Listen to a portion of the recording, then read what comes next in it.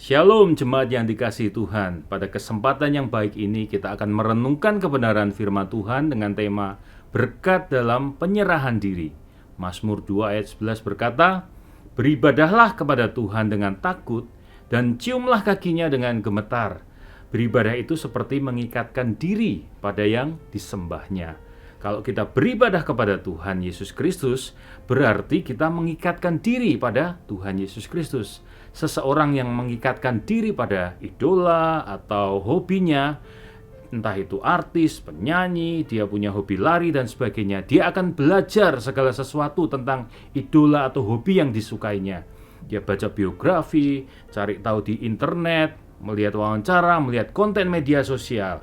Hal itu dilakukan supaya orang tersebut punya wawasan, punya pengertian terhadap idolanya atau hobinya.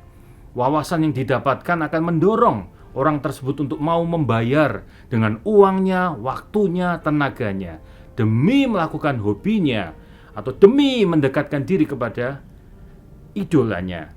Dia beli peralatan olahraga, dia atur waktu begitu rupa, beli CD, tiket konser dan sebagainya. Beribadah kepada Tuhan itu artinya kita mesti memiliki wawasan, pengertian yang benar tentang Tuhan. Kita mesti belajar mendalami siapa Tuhan yang kita sembah, agar wawasan tentang Tuhan itu benar-benar dibukakan. Itulah pentingnya kita perlu setia membaca dan merenungkan Alkitab, sampai kebenarannya itu merasuk dalam hidup kita. Dan kita memiliki wawasan, pemahaman, pengertian yang mendalam tentang Tuhan secara benar. Mengapa pemazmur sampai berkata, "Beribadahlah kepada Tuhan dengan takut dan ciumlah kakinya dengan gemetar"? Karena pemazmur memiliki wawasan, dia punya pengertian bahwa Tuhan adalah pemilik hidupnya yang sudah membayar dirinya. Bagi pemazmur, setelah dia belajar, dia dapatkan pengalaman pribadi di hadapan Tuhan. Dia hanyalah hamba, dia hanyalah budak, dan dia ikatkan dirinya kepada Tuhan.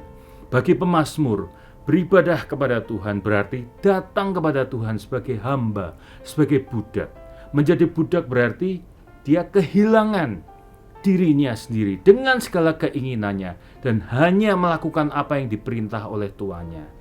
Mari kalau kita datang beribadah kepada Tuhan, bukan membawa kehendak atau keinginan kita, tetapi yang utama adalah menyiapkan hati kita ini sebagai hamba yang siap melakukan kehendak Tuhan.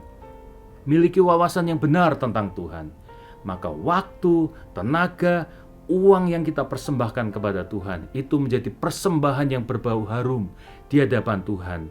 Dan Tuhan memberkati kita karena kita menyerahkan diri kita di hadapannya. Amin.